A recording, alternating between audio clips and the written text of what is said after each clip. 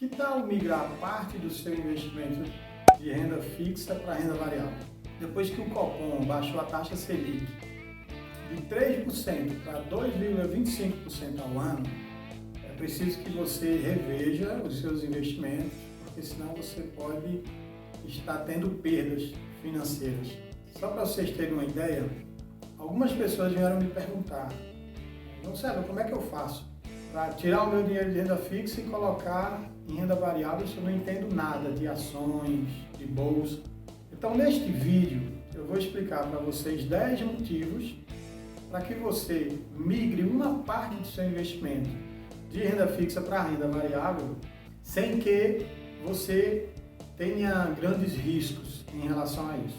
Meu nome é João César e eu estou aqui para auxiliar você na educação financeira.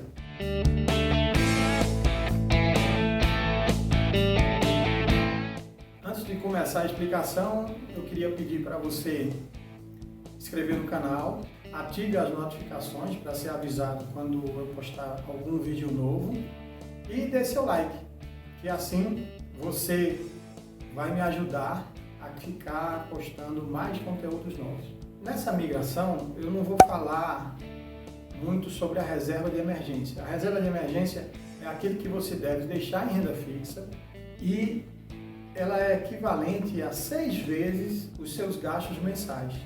Então, essa migração eu não estou contemplando esse valor equivalente à reserva de emergência. Uma das sugestões de reserva de emergência pode ser o Tesouro Direto Selic. Hoje é uma aplicação das mais seguras que pode ter.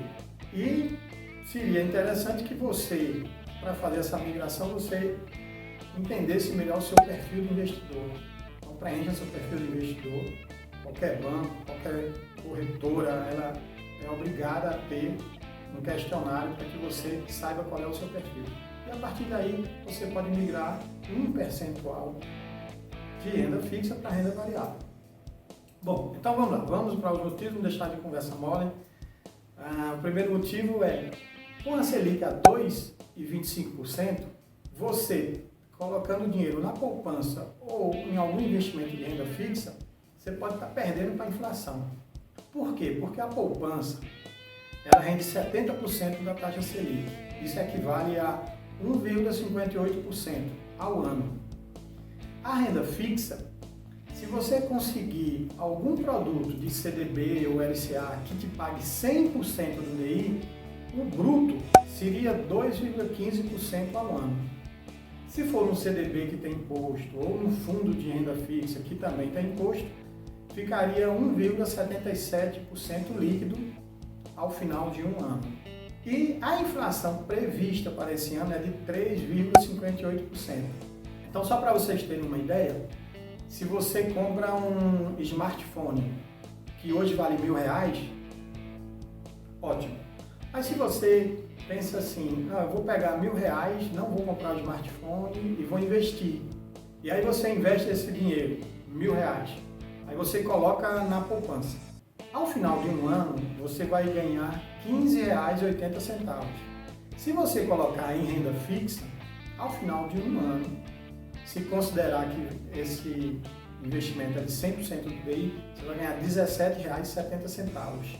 Mas se você colocar esse dinheiro em renda variável, você não sabe ainda quanto vai ter daqui a um ano. Mas o que é mais interessante é que esse dinheiro, se ele for corrigido pela inflação, ele vai valer R$35,80. Quer dizer, se você botou em renda fixa, se você botou em poupança, você não vai conseguir comprar mais o smartphone, porque o smartphone ficou valendo R$1.035,80 e você não vai ter esse dinheiro. Você vai ter R$1.015 na poupança e R$1.017 em renda fixa. Então, renda variável te dá mais oportunidades para que você tenha um ganho acima da inflação, acima do DI, ou seja, a tendência é que você ganhe mais. O segundo motivo é que você não deve colocar os ovos numa mesma cesta. Aquela velha história, se você coloca os ovos numa só cesta, você vai andando e se você cair, e a cesta for com você junto, todos os ovos vão quebrar. E aí, tchau, né? Isso não é somente algum produto, não. Isso pode, quando você fala de não colocar os ovos na mesma cesta, isso pode se enquadrar em várias coisas. Eu lembro na época que eu era gerente do banco e os diretores do banco, o presidente e o vice-presidente, eles não podiam viajar no mesmo voo. Porque se o avião caísse, todos morreriam. Então, eles viajavam em voos separados. Então, os executivos, né, o core do banco, eles viajavam em voos separados. Isso é como se fosse uma prevenção, digamos assim, né, para que não tivesse um problema maior se todos morressem. E aí é a mesma coisa com investimento. Você deixar o seu dinheiro somente na poupança, deixar o seu dinheiro somente num produto de renda fixa e mesmo somente num produto de renda variável, isso não é interessante. É bom você diversificar os seus investimentos. Porque na hora que um cair, provavelmente o outro está subindo e aí você vai equilibrando a sua carteira. E para isso, para essa diversificação, seria interessante você aprender a alocação de ativos. A alocação de ativos, se você aprende, você consegue colocar os seus investimentos com os percentuais mais adequados e você consegue reequilibrar a sua carteira. E nessa alocação de ativos, ela vai estar muito alinhada ao seu perfil de investidor. Então, nessa alocação de ativos, você pode definir que 80% vai ser renda fixa e 20% renda variável. Não há problema nenhum nisso. Como você pode achar que 20% é muito de renda variável e você coloca somente 10%. Mas se você quiser ser um pouco mais moderado, você pode ir aumentando um pouquinho esse percentual da renda variável no caso. O terceiro motivo é que investir em renda variável é adquirir a posse de algum bem. Então, assim como você compra uma casa, um carro, uma fazenda, um sítio, algo assim, você está investindo o seu dinheiro. Apesar de que carro não é muito investimento, carro é um bem de consumo, né? Carro só é investimento para quem vive de compra e venda de carro, locação de carro. Mas como é um bem que tem um valor razoável, quando você compra um determinado carro ou uma casa, ele tem um determinado preço. E aí, quando você compra uma ação de uma empresa, vamos supor que você comprou a ação do Banco Itaú. Você comprou um pedacinho do banco, é da empresa. Quando você compra um fundo de investimento imobiliário, que você compra esse tipo de fundo também pela Bolsa de Valores, você tem um pedacinho do imóvel. Então, supondo, existe um fundo de shopping. Quando você compra uma determinada ação do fundo de shopping, né, uma cota, no caso, ela é um pedacinho do shopping. Então pode ser um pedacinho do piso, pode ser um pedacinho de um móvel. Você tem um pedacinho daquele bem. E fundos de investimento, quando você compra através de cotas. E fundos de investimento, ele tem um CNPJ próprio. Ele não está vinculado ao banco em si. O CNPJ do fundo, ele é único. Todo fundo tem um CNPJ, então é uma empresa. Quem faz a instituição de fundos é uma DTVM, que é a Distribuidora de Títulos de Valores Imobiliários, ou uma CTVM no caso. O quarto motivo é que você precisa entender o que é renda variável.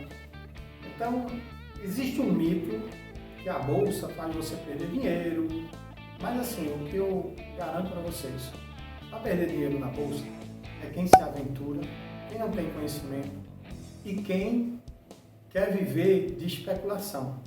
Isso é muito mais fácil perder. Você pode perder dinheiro, por exemplo, quando você coloca na poupança e ela perde a inflação.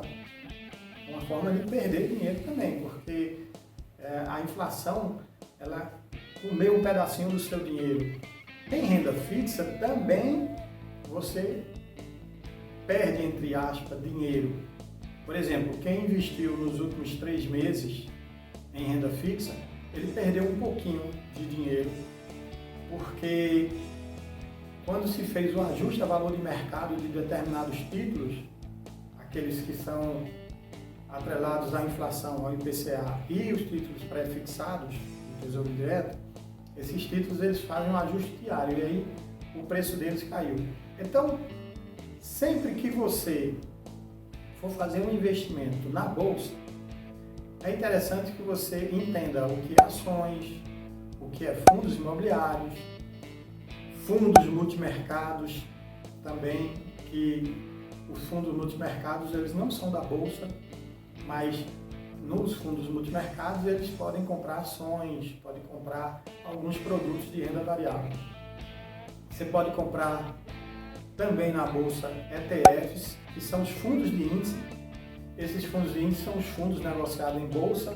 Por exemplo, existe um fundo chamado BOVA11, que é o fundo do Bovespa, das maiores empresas da Bolsa de Valores. Então, ele pega o percentual de todas as empresas, né, que pertencem a esse fundo, que estão dentro desse rol, e o rendimento de todas essas empresas, ele faz uma média e encontra o rendimento desse fundo.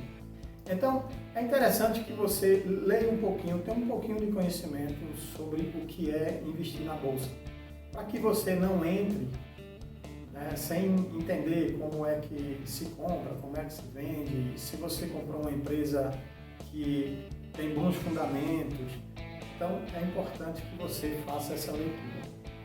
Um outro motivo é que se um banco ou uma corretora quebra, você não perde nada se você investiu na bolsa. Por quê? Porque, como eu falei antes, você tem a posse de um bem. Então, essa posse que você tem desse bem, ele não está ligado ao banco. E quando você compra na bolsa, você compra através de uma corretora. Se essa corretora quebrar, vamos supor que você comprou com a corretora X as ações de uma determinada empresa, XPTO. Se essa corretora quebrar, essa empresa XPTO que você comprou a ação, ela continua lá. A única coisa que pode acontecer é que a custódia das suas ações, a guarda das suas ações, se estiverem naquela corretora, vai passar para uma outra corretora. Simples assim. O sexto motivo é que o patrimônio da empresa ele não altera quando há oscilações na bolsa. Então, as pessoas ainda confundem quando dizem assim, a Petrobras caiu 15% porque o petróleo lá fora, o barril caiu e tal. Existe uma diferença entre valor de mercado e patrimônio líquido. O valor de mercado é isso que é divulgado na televisão por William Bonner, no Jornal Nacional, tal, os principais jornais do país. E quando esse percentual cai de ações de uma determinada empresa, isso aí é o valor de mercado que está caindo, que não tem nada a ver com o patrimônio líquido da empresa. São coisas distintas. O patrimônio é contábil, é o que a empresa tem mesmo de verdade, que eles divulgam um balanço. Então, trimestralmente, eles fazem a divulgação das receitas, né, das despesas. É o balanço do trimestre, no caso. Só para vocês terem uma ideia, o patrimônio líquido ele é a parte do ativo, que são os bens que a empresa tem, caixa que tem na empresa, bem móveis, imóveis, os serviços que ela presta ou produtos que ela vende. E o passivo são as obrigações. É o que ela deve no banco, o que ela deve para fornecedores. Então, quando você pega esse valor do ativo menos o valor do passivo, você encontra o patrimônio líquido. E esse patrimônio líquido, ele independe da bolsa. Se a bolsa subiu, se a bolsa caiu. Só existe uma forma de você, com a compra lá na bolsa, mexer com o patrimônio líquido da empresa. É quando, por exemplo, a empresa ela era limitada e ela vai abrir o capital, vai se tornar um SA e vai abrir o capital na bolsa. Para essa abertura de capital, é feito o IPO, que é o Initial Public Offering, que é a oferta pública inicial. Ela está ofertando ao mercado uma parte da empresa e ela oferta isso através de ações. Então, dessa forma, o dinheiro vai para a empresa, somente nesse IPO. E se depois desse IPO a empresa quiser fazer novos aportes, que é uma nova abertura, a partir da segunda é chamado de follow-on. Então ela pode fazer isso. Para vocês terem uma ideia, a XP ela fez o IPO lá nos Estados Unidos e agora ela vai fazer um follow-on. Ela já solicitou e vai fazer um follow-on. Então, você, quando compra ação de uma empresa ou vende ação de uma determinada empresa, por exemplo, se eu comprar ação de uma empresa, eu estou comprando de alguém. Eu não estou comprando da empresa em si. Eu estou comprando de alguém e esse dinheiro vai para essa pessoa que eu comprei. É a mesma coisa com a venda. Quando eu vendo, vamos supor que eu comprei 100 ações do Bradesco. Quando eu vender essas 100 ações do Bradesco, a pessoa que me comprou, ela que vai me pagar. Esse dinheiro ele não vai lá no Bradesco e chega até mim. Não, ele vem direto. É fibra ótica via Embratel, rapidão. Já sai da conta do comprador e chega na conta do vendedor. Só para vocês terem uma ideia, eu vou dar um exemplo da diferença de patrimônio líquido e valor de mercado de algumas empresas. E aí vocês vão perceber que assim, tem empresa que o patrimônio líquido é maior e tem empresa que o patrimônio líquido é menor em relação ao valor de mercado. Por exemplo, a Petrobras. O patrimônio líquido da Petrobras é de 234,9 bilhões, quase 235 bilhões.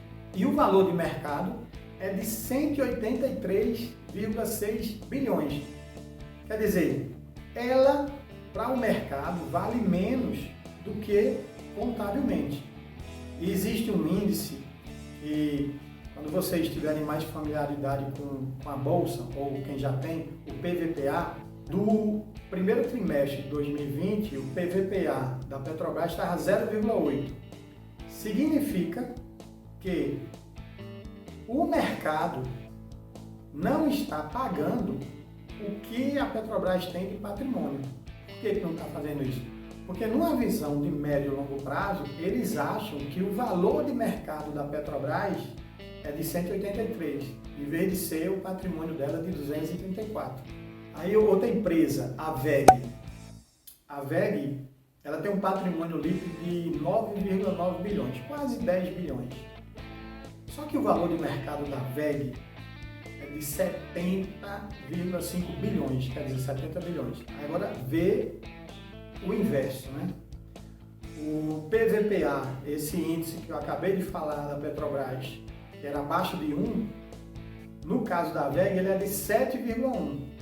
Significa que o mercado acredita tanto nela que está pagando 7 vezes o valor que ela tem de patrimônio líquido. Então, assim, é uma situação fora de série. E, só para terminar, o Itaú, o patrimônio líquido é de 143,5 bilhões. E o valor de mercado do Itaú dia 31 de março no caso, né, que foi a pesquisa que eu fiz, de 221 bilhões. Quer dizer, o PVPA, aquele índice do Itaú, é de 1,6. Significa que o mercado acredita, né, lá no final do trimestre de 2020, do primeiro trimestre, ele acredita que o Itaú vale 1,5 vezes, aproximadamente, o valor do seu patrimônio líquido. Então, isso é só para vocês compararem e saberem que há uma diferença entre o valor de mercado e o patrimônio líquido. E esse valor de mercado é o que vai oscilar. O valor de mercado é o que sobe, desce, sobe, desce. O patrimônio líquido não. Depende do que ele vendeu, das receitas que entraram. Depende do que a empresa vendeu, das despesas que a empresa teve.